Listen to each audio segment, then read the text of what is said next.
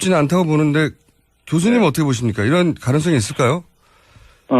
사실 정상적으로만 생각한다면은 사퇴하는 게 합리적이죠. 사실 헌법재판소가 탄핵을 인용하게 되면은 그 결정문에 박근혜가 그동안 저질렀던 온갖 비리라든지 폭정이라든지 부정, 불법한 것들을 다 기록할 건데 이런 것들은 역사적인 공식적인 기록물로 남게 되거든요. 네. 역사를 두려워할 줄 아는 사람이라면은 사퇴하는 게 맞고요. 또 하나 이제 경우에 따라서는 지지자 결집을 위해서 예. 그러니까 나는 억울하게 엮였다라고 억지를 부릴 수 있는 그런 여지도 있고요. 또 하나 이제 사퇴의 걸림돌이었던 수사 문제도 예. 얼마 전에 황교안 총리가 특검 연장 승인을 거부하면서 두 가지 가이드라인을 제시했거든요. 특검에서 수사 충분히 했다. 뭐 더 필요하느냐. 예. 그리고 대선 국면에서 이 수사를 하면은 선거에 영향을 미친다. 예. 한마디로 말해서 수사하지 말라는 가이드라인을 내렸죠. 그렇죠. 이렇게 본다면은 헌법재판소 결정이 내려지기 전에 사퇴해야 될 이유는 합리적인 사람이라면은 얼마든지 사퇴할 수 있을 만한 상태가 되긴 했습니다. 그런 조건들만 따지자면 네. 그런 조건들만 따지자면 사퇴하는 게 더 유리할 수 있는 정황이 되었다, 이제는. 그렇죠. 예. 그것이 곧 사퇴로 이어진다고 말을 할 수는 없지만 그런 조건은 이제 예. 어느 정도 만들어졌다고 보시는 거군요. 예. 사실 사퇴하게 되면은 이제 헌법재판소가 어떻게 해야 되느냐에 대해서 조금 이런저런 논란이 있긴 한데요. 네. 일부에서는 피청구인이 없어졌으니까 사퇴를 했으니까 각하해를 해야 된다. 예. 여태까지 탄핵 심판했던 걸 다 접어야 된다라고 이야기합니다만은 실제 우리 법의 기본적인 취지는 그 반대인 것 같아요. 그래요. 국회법에서는 탄핵 소추가 되면은 그러니까 사직원을 임명권자가 접수해서는 안 된다고 못 박아두고 있고요. 예. 끝까지 가라는 거죠. 네. 그리고 헌법재판소법 53조 2항에서도 이제 피청구인이 다른 절차에 의해서 파면이 되더라도 각하하지 말고 예. 그러니까 심판 절차를 접지 말고 끝까지 가서 기각 결정을 하라고 못 박아뒀거든요. 예. 이런 거를 보면은 우리 법 제도는 그러니까 탄핵 심판이 제기가 되면은 어떤 일이 있더라도 끝까지 가서 헌법재판소가 옳다 그러다 판단을 해라는 그런 취지로 되어 있습니다. 이런 취지를 살리자면은 당연히 헌법재판소는 사퇴하든 안 하든 지금 했던 심판 절차를 계속 유지해서 이미 이제 사실 변론이 다 종결이 되었고 평의에 들어가 있거든요. 네. 그렇다면은 결정을 내리면서 그동안 우리 정치 구조에서 가장 큰 문제였던 제왕적 대통령제 이거를 어떻게 앞으로 막아야 될 것인지 이제 잘못된 관행에 결정적인 그런 헌법적인 결론을 내려줄 필요가 있습니다. 무엇이 잘못됐고 대통령은 어디까지 일을 할 수 있고 무엇을 하면 안 되는지 그렇게 이제 못을 박아둘 필요도 있고요. 네. 더 나아가서 외국의 경우에도 사퇴를 하더라도 끝까지 탄핵 심판을 제기해가지고 파면 결정을 한 경우도 있거든요. 예. 브라질이 대표적인 경우인데요. 초대 대통령이 비리 혐의로 탄핵 소추되니까 사퇴를 해버렸습니다. 그러니까 끝까지 판결 탄핵 심판 절차를 유지해가지고 파면 결정을 해서 향후 8년 동안 공직에 취임할 수 없도록 만들어버렸죠. 아하. 우리나라는 이제 5년 동안 공직에 취임을 못하는데요. 예. 이런 잘못된 권력 행사에 대해서는 헌법재판소가 헌법의 이름으로 실태를 내리는 그런 작업이 필요할 것 같습니다. 사퇴는 개인적인 결정일 수 있으나 헌법재판소는 법이 정한 대로 끝까지 결론을 내려야 된다고 보시는 거죠? 당연하죠. 예. 헌법재판소는 그러니까 개인의 의사에 달려서 어떤 결정을 하는 것이 아니라 그러니까 국민의 법감정을 담아내서 헌법의 명령에 따라서 판단을 해야 되는 것이거든요. 알겠습니다. 그런데 네. 서울대 법학전문대학원 한인섭 교수님이 최근에 이제 제기한 문제인데 만약에 박근혜 대통령이 말씀하신 이유든 혹은 다른 전략적 이유든 간에 자진 사퇴를 하겠다고 언급을 했습니다. 근데 헌재가 워낙 지금 시끄럽고 그리고 이제 친박 집회도 과격해진 양상이다 보니 부담을 느껴서 각하를 했다, 만약에. 네. 그럴 가능성이 없다고 할 수는 없죠. 근데. 그렇죠. 예, 그렇게 될 경우에 만약에 박근혜 대통령이 사퇴를 하지 않으면 사퇴한다고 말은 했지만 법적으로는 사퇴라는 절차가 없기 때문에 대통령에 네. 사퇴한다고 말했다고 해서 언제부터 언제까지 그 사퇴하시오도 없고 게다가 네. 사퇴서를 누군가에 제출할 곳도 없지 않습니까? 상대가 없지 않습니까? 이 그렇죠. 경우에는. 네. 그렇기 때문에 사퇴 의사를 굳이 말로 나는 사퇴한다고 했는데 이제는 사퇴하지 않아. 번복하지 않아도 언제까지 내려오라고 할 수도 없고. 그렇죠. 이게 굉장히 애매모호한 블랙홀이 생긴다. 이런 취지로 이제 우려를 표명하셨는데 이럴 수도 네. 있죠. 사실 뭐 그 가능성은 없잖아 있습니다. 근데 쉽지는 않을 겁니다. 왜냐하면요. 네. 그 대통령이 사퇴하게 되면은 누군가가 공식적인 문건을 만들어 가지고 헌법재판소에 제출해야 됩니다. 대통령은 이렇게 사퇴했으니까 공식이 됐습니다. 그러면 이제 헌법재판소는 그 문서를 받아 가지고 그걸 바탕으로 해서 판단하게 될 거거든요. 그 문서가 오기 전까지는 그러니까 헌법재판소 입장에서는 대통령이 사퇴하지 않은 것으로 간주되는 것이죠.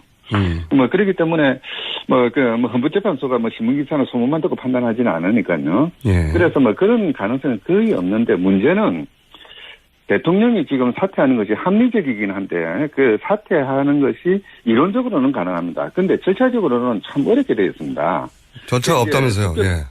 예, 국회법에서는 그 임용권자는 사직원을 접수하지 말아라고 이야기를 하고 있거든요. 예. 이제 이렇게 되면은 대통령이 사퇴 의사를 표명하더라도 그 사퇴했다는 것을 공식적으로 누군가가 확인해 줄 수 있는 그런 사람이 없어지는 것이 되버리죠. 그렇죠. 그렇다면은 대통령이 사퇴 의사를 표명했다 하더라도 그것을 확인해서 헌법재판소에 문서를 보내줄 사람이 과연 누군가. 이게 황교안 총리도 아니어야 된다고 하는 게 우리 국회법의 기본 취지거든요. 그러니까 본인한테 사퇴한다고 의사를 밝히는 거잖아요, 지금. 그렇죠. 이제 사실은 우리 법 제도의 큰 구멍이라고 할 수 있는데요. 예. 다른 경우는 이제 이승만 대통령 같은 경우에는 탄핵 절차가 진행되기 전에 예. 이제 자기가 사퇴한다고 밝히고 사직원을 국회에 보냈고 국회가 본회의를 열어가지고 사직원 수리를 공포를 했습니다. 그런 절차가 있고요. 예. 우리 지방자치법에서도 이제 지방자치단체장이 사직을 할 때는 의회에다가 사직 통보서를 보낸다. 이런 절차가 있거든요. 그런데 지금의 경우에는 대통령은 그런 규정도 없을 뿐만 아니라 지금 탄핵 심판 대상으로 되어 있거든요. 예. 그리고 그 부분에 대해서는 국회법은 사직원을 절대 수리하지 말아라고 정해놓고 있고요. 이제 이러다 보니까 이론적으로는 대통령은 사직을 할 수 있습니다만은 절차상으로는 그 사직했다는 걸 확인해주고 그래서 헌법재판소가 그에 기해서 각하할 건지 기각을 할 건지 인용을 할 건지 고민할 수 있는 그런 계기가 될 수 있는 절차 자체가 없습니다. 아, 이건 굉장히 큰 혼란이 생길 수도 있겠네요. 그렇죠. 예. 대통령을 사퇴한다고 했으나 실질적으로는 대통령으로 있으면서 누군가가 어떻게 강제할 수도 없는 상황. 네. 그런 애매모호한 상황에 빠져서 이게 이거 굉장히 우려스러운 상황이 발생할 수도 있네요. 복잡한 상황이 되는데요. 예. 결국은 이제 대통령이 사퇴 의사를 표명하든 안 하든 헌법재판소는 지금 수준대로 그대로 가서 조만간 탄핵 결정을 내리는 그게 가장 바람직한 모습이죠. 근데 이제 걱정하는 바는 그렇게 해서 예를 들어서 인용 결정이 난다든가 하면 모든 결론은 깔끔하게 나겠지만 네. 아까도 말씀드렸다시피 대상이 없어지니까 각하를 한다든가 정치적 부담이 생겨서 이럴 경우는 그런 말씀하신 그 구멍과 함께 결합해서 그 다음 진행할 법적 절차가 없는 상황이 되는 거죠. 그렇죠. 예. 알겠습니다. 만약에 이제 대통령이 사의를 표명했음에도 불구하고 사의를 표명했고 그걸 이유로 해서 이제 헌법재판소가 각하를 했는데 대통령이 나는 그럼에도 불구하고 다시 한번 해볼래 하고 자기의 의사를 건의하는 경우에 네. 이제 이런 경우는 왜냐하면 그런 거 가능하다고 생각하는 게 거리에서 이제 친박 집회가 어마어마하게 일어나고 그다음에 자유한국당에서 얘기하고 그러면 그럼 마지못해 국민들이 원하니까 마지못해 지금도 당장 국민들이 반반으로 의견이 갈렸다고 청와대도 주장하거든요. 그렇죠. 그것도 우리는 지금은 웃지만 그럴 가능성이 제로라고 말할 수는 없겠습니다. 박근혜 대통령이 이때가 해왔던 선택들을 보면. 사실 그 경우에는 이제 탄핵 반대하는 쪽에서 정말 말도 안 되게 주장하는 그 재심 절차라는 걸 이용할 수밖에 없겠죠. 재심 절차. 네. 자, 거기까지 오늘은 가지 말죠. 어쨌든 그럴 경우에 상당한 절차적 혼란이 생기고 이걸 해결할 방안은 지금의 법적 절차로는 없다. 네. 이거 대비해야 되는 상황이네요. 그런 네. 혼란을 막기 위해서라도 헌법재판소가 섣불리 각각 결정을 해서는 안 되는 거죠. 이 사건은 어떤 경우에도 지금 이미 그 사퇴를 하기 위한 그 적기가 지금 사라졌거든요. 이미 실기했습니다. 알겠습니다. 변론이 다 끝났고요. 지금 예. 평에 들어가 있는 상태이기 때문에 사퇴를 하든 않든 관계없이 헌법재판소는 본안 결정으로 들어가야 되는 거죠. 가까이서는 안 되는 거죠. 알겠습니다. 자, 그리고 이제 교수님도 네. 이런 전망을 내놓으실 때 굉장히 조심스러우실 것 같긴 합니다만 전 국민이 궁금해하는 사안이라 여쭤볼게요. 이번에는 재판관들 이름을 다 결정문에 쓰지 않습니까? 소수 의견까지 네. 다. 그래서 이제 그렇죠. 누가 뭐라고 결론 냈는지 다 드러나게 되는데 네. 그래서 교수님은 아예 8대0으로 나올 수도 있다고 이야기하신 적이 있는 걸로 네. 아는데 네. 왜 그런 말씀을 하시는지 좀 설명해 주십시오. 보통 이제 헌법재판소 결정을 예측을 할 때 재판관의 그 정치적인 또는 어떤 이념적인 성향이 어떻게 되느냐, 보수적이냐, 진보적이냐, 뭐 이런 걸 가지고 판단을 하고 또 실제 판결문이 그렇게 나온 경우도 많거든요, 결정문들이.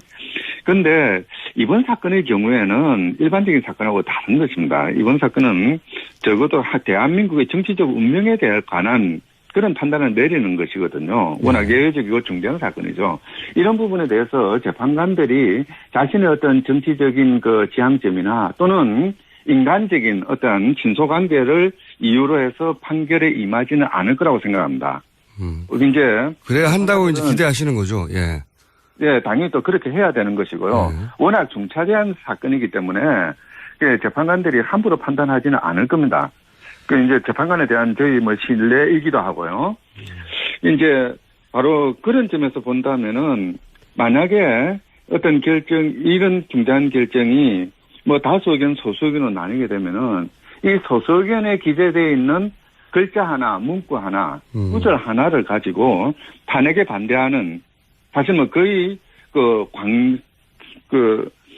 거의 이유 없이 그러니까 광신도적인 그런 반응을 보이는 이 탄핵 반대 세력들은 바로 그런 소수 의견에 있는 이야기들을 침소봉대해가지고 그걸 바탕으로 해서 자기의 주장을 그대로부터 강화시킬 거거든요.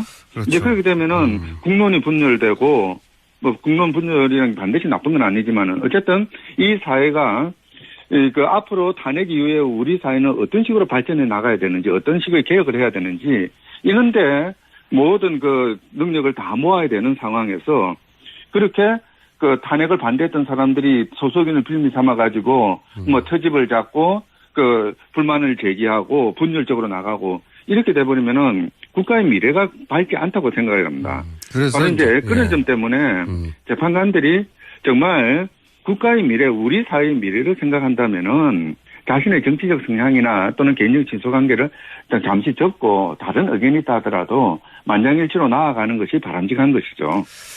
무슨 취지인지 잘 알았습니다. 오늘 여기까지 하겠습니다. 네. 감사합니다.